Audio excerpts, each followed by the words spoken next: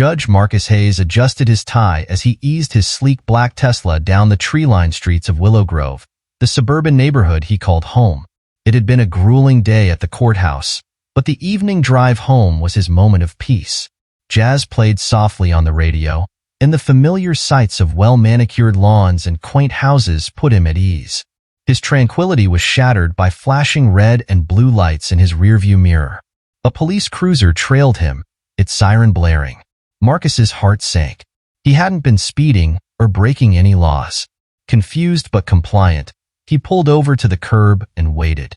Officer Carla Miller approached his car, her posture rigid, hand hovering near her holstered weapon. "License and registration," she demanded curtly. Marcus complied, handing over his documents without protest. Her eyes darted between the papers and Marcus, suspicion etched into her features. "Step out of the vehicle," she barked. Marcus hesitated. "Officer, there seems to be a misunderstanding. I'm Judge Marcus Hayes, and this is my vehicle. If you run the plates, you'll see." "Step out." "Now," she interrupted, her voice rising. Swallowing his frustration, Marcus complied. He stood by the car as Officer Miller circled him, her scrutinizing gaze making him feel more like a criminal than the respected judge he was. "I've had reports of a stolen car matching this description," she said coldly. Marcus's jaw tightened. "This is my car. I purchased it last week. Please check the registration." Ignoring his plea, she ordered him to place his hands on the hood. Neighbors peeked through curtains, their eyes on the unfolding drama. The humiliation was palpable. After what felt like an eternity, another cruiser arrived. Captain Robert Green stepped out, his face tight with concern. "Judge Hayes? What's going on here?" he asked, his tone apologetic.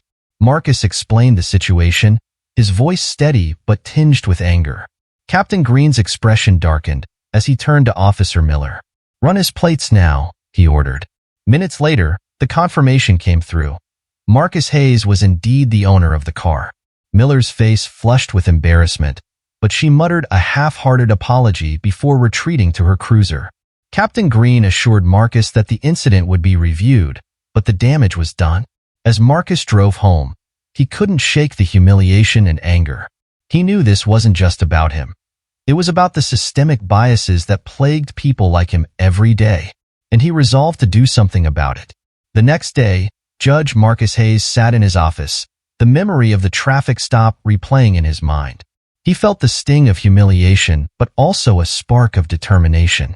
Pulling out a blank sheet of paper, he began drafting a letter, not to file a complaint, but to propose a solution. His idea was simple yet ambitious. A series of workshops to bring judges, police officers, and community leaders together to discuss implicit bias and foster mutual understanding. Within days, Marcus found himself sitting across from Captain Robert Green, presenting his proposal. Green listened intently, nodding as Marcus laid out his vision. "We need this," Green admitted, "but you'll face resistance. Not everyone wants to acknowledge these issues." True to Green's warning, the first workshop was met with skepticism. Officers filled the room, their expressions a mix of indifference and hostility. At the back sat Officer Carla Miller, her arms crossed, her face unreadable. Marcus began by sharing his story, not to accuse, but to humanize. "We all carry assumptions," he said, his voice steady. "But those assumptions can have real consequences." The room remained silent, the weight of his words hanging in the air.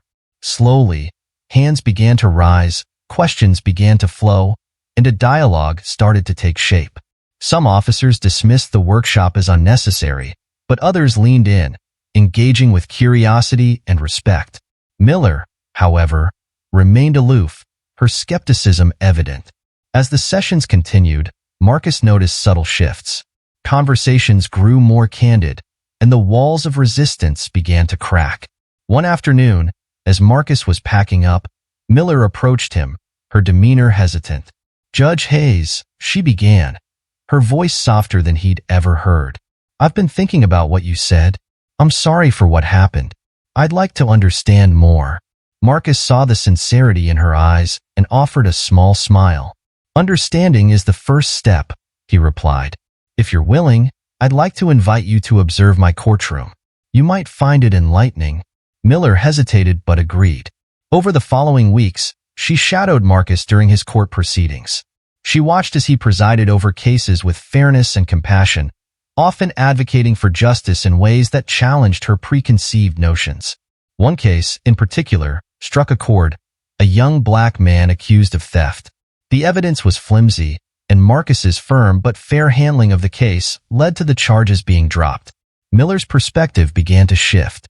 Seeing the legal system through Marcus's eyes, she recognized the biases that often permeated her own work. During a lunch break, she admitted to Marcus, "I never realized how much I've let assumptions guide my actions." "It's humbling." "Acknowledging it is progress," Marcus said. "Change isn't easy, but it's necessary." Word of the workshop spread, drawing interest from other departments and community groups. The momentum was building, but Marcus knew this was just the beginning. Each session, each conversation, was a step toward bridging the gap between law enforcement and the community they served. By the end of the month, Marcus stood before a room filled with officers, community leaders, and fellow judges. "We've made progress," he said, "but the work doesn't stop here. It's up to all of us to challenge our biases and create a justice system that truly serves everyone." Officer Miller, now sitting in the front row, nodded. For the first time, Marcus saw not resistance in her eyes, but hope. As Marcus's workshops gained momentum, troubling whispers began to surface about deeper issues within the police department. Anonymous tips hinted at corruption involving a construction company, summit builders, and high-ranking local officials. The accusations included bribes, cover-ups, and falsified reports. Intrigued but cautious, Marcus felt a sense of responsibility to uncover the truth. To navigate this treacherous path, Marcus partnered with Detective Aaron Monroe, a whistleblower within the department who shared his passion for justice. Aaron had witnessed firsthand the shady dealings that plagued his precinct but had been unable to act alone. Together, they began gathering evidence, from financial records to incriminating internal memos. Each document painted a clearer picture of a network of corruption stretching farther than either of them had anticipated. As they dug deeper, the risks escalated. Marcus's phone buzzed with anonymous threats warning him to back off. Late one evening, as he pored over documents in his home office, a black SUV idled ominously outside his house. Denise, his wife, noticed his growing anxiety and pleaded with him to involve the authorities. "We can't trust anyone on the inside," Marcus replied, his voice steady but resolute. "The system is compromised. If we want justice, we have to see this through ourselves." Despite the threats, Marcus and Aaron pressed on, enlisting the help of a small circle of trusted allies, including investigative journalist Claire Ramirez. Claire's reputation for uncovering high-profile scandals made her the perfect partner. With her media connections, she could ensure the story would reach the public without interference. The trio worked tirelessly, piecing together an airtight case. They unearthed evidence of summit builders' illegal practices, including using substandard materials for public projects and bribing city inspectors to approve unsafe construction sites. Even more damning were the payments funneled to police officials to bury complaints and silence whistleblowers. It was a web of deceit that implicated not just the police but also members of the city council. As the evidence mounted, so did the pressure. One night, Aaron's car was vandalized, a clear warning to back off. But instead of retreating, the incident only strengthened his resolve. "If we stop now, they win," he told Marcus. "We've come too far to give up." Marcus decided the time had come to go public. He and Claire arranged a press conference, inviting major media outlets and community leaders to ensure maximum visibility. The goal was clear: expose the corruption before any cover-up could occur. The stakes were high, but Marcus knew that transparency was their strongest weapon. On the day of the press conference, Marcus stood before a crowd of reporters and cameras. His calm demeanor belied the storm brewing inside him. Holding a folder of damning evidence, he addressed the room. "Today, we reveal a betrayal of trust," he began. "This is not just about one company or one department. It's about a system that has failed its people, prioritizing profit and power over justice and safety." He presented the evidence systematically, detailing how summit builders had endangered lives, while lining the pockets of corrupt officials. Aaron joined him at the podium, sharing his experiences as a detective who had been silenced for speaking out. Claire provided copies of key documents to the press, ensuring the information could not be suppressed. The revelations sent shockwaves through the community. News outlets picked up the story, and social media buzzed with outrage. Within days, arrests began. Executives from Summit Builders, police officials, and even 2 city council members were taken into custody. The investigation expanded as more whistleblowers came forward, emboldened by Marcus's actions. Despite the victory, Marcus knew the fight was far from over. He used the momentum to push for systemic changes, advocating for stronger oversight and protections for whistleblowers. Officer Carla Miller, who had once been a skeptic, publicly voiced her support for Marcus's efforts. "This isn't just about rooting out corruption," she said during an interview. "It's about rebuilding trust." Months later, Marcus reflected on the journey. What had started as a humiliating traffic stop had evolved into a crusade for justice. He had faced threats, risked his reputation, and exposed powerful enemies, but the outcome was worth it. The system was far from perfect, but it was a step closer to being one that served everyone fairly. Sitting in his office, Marcus received a call from Aaron. "Another department wants to implement your workshops," Aaron said, his tone hopeful. "It's spreading, Marcus. Change is happening." Marcus smiled. The road ahead was long, but for the first time, he felt they were heading in the right direction. The press conference was a turning point in Willow Grove's history. Judge Marcus Hayes stood firm before a crowd of reporters, cameras flashing incessantly as he laid bare the evidence of widespread corruption. His words were measured but powerful, detailing a network of bribery, cover-ups, and negligence that implicated Summit Builders, high-ranking police officials, and even members of the city council. "This is a betrayal of trust," Marcus declared, holding up a folder filled with damning documents. "Our community deserves better.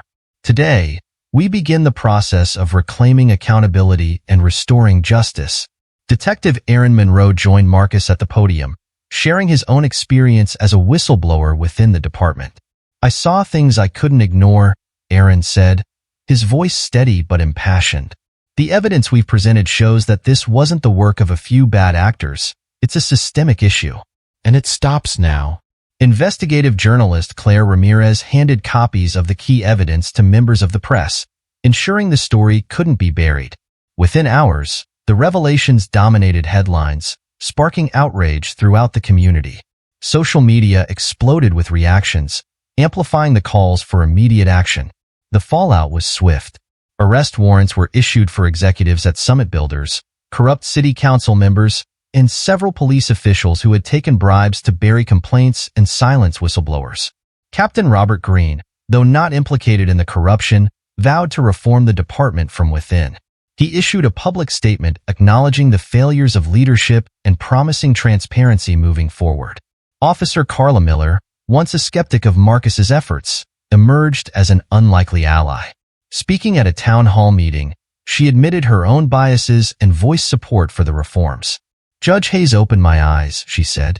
"This isn't just about holding people accountable for their actions. It's about rebuilding the trust we've lost and ensuring this never happens again." As the community rallied behind Marcus, he reflected on how far they had come. The humiliation of his traffic stop had ignited a movement that extended far beyond his personal experience. His workshops on implicit bias, once met with skepticism, were now being adopted by neighboring communities. What began as a local initiative was rapidly becoming a model for systemic change. The day of the final workshop was a moment of triumph. Marcus stood before a packed auditorium, his heart swelling with pride. The room buzzed with energy, filled with community leaders, police officers, and citizens eager to continue the progress they had made. Officer Miller joined Marcus on stage, a symbol of how far they had come together. "Change starts with acknowledgement," Miller said, her voice strong and clear. "Judge Hayes taught me that. I'm committed to doing better, and I hope we all are." This is just the beginning. The audience erupted into applause, a standing ovation that lasted several minutes. Marcus's chest tightened with emotion as he took in the sight of a community united in purpose. For the first time in months, he felt a deep sense of hope. In the weeks that followed, tangible changes began to take shape. The police department implemented new training protocols focused on bias awareness and de-escalation techniques. Whistleblower protections were strengthened, and an independent oversight committee was established to ensure accountability.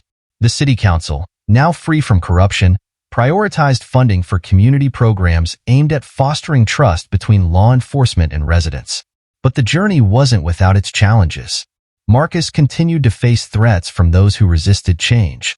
One night, a brick was thrown through his office window, accompanied by a scrawled note, "Back off." Yet, he refused to be intimidated. "This only proves how necessary this work is," he told Aaron during a late-night phone call. Despite the resistance, the momentum for change was unstoppable. Marcus's efforts inspired others to take a stand in their own communities. Letters of support poured in from across the country, and invitations to speak at conferences and panels flooded his inbox. Marcus's message was clear. Systemic change was possible, but it required courage, persistence, and collective action.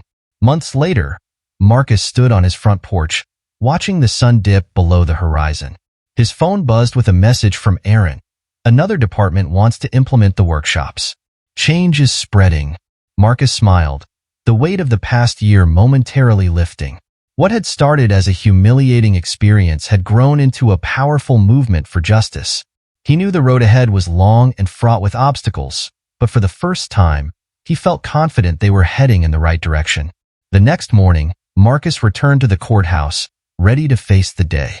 As he walked through the halls, staff and visitors greeted him with smiles and nods of respect. It was a stark contrast to the skepticism he once faced. Justice had prevailed. Not perfectly, not completely, but undeniably. And that, Marcus thought, was worth every battle fought along the way. Months later, Marcus Hayes sat on his front porch, the golden hues of sunset painting the horizon. The peaceful moment was interrupted by the familiar buzz of his phone. It was a message from Aaron Monroe. "Another department has adopted your workshops. Change is spreading." Marcus leaned back, a smile spreading across his face. The journey had been arduous, marked by challenges that tested his resolve, but every step had been worth it. What began as a moment of personal humiliation had transformed into a catalyst for systemic change. It proved to him and others that justice wasn't just about laws on paper, but about people's willingness to confront their biases and strive for something better.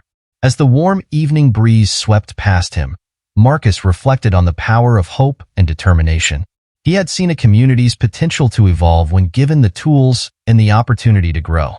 In the end, he had turned adversity into progress, showing that even the smallest ripple could lead to waves of transformation. With renewed purpose, Marcus stood and stepped inside, ready for whatever challenges lay ahead. Change was spreading, and for the first time in a long while, he felt that justice, true justice, was within reach.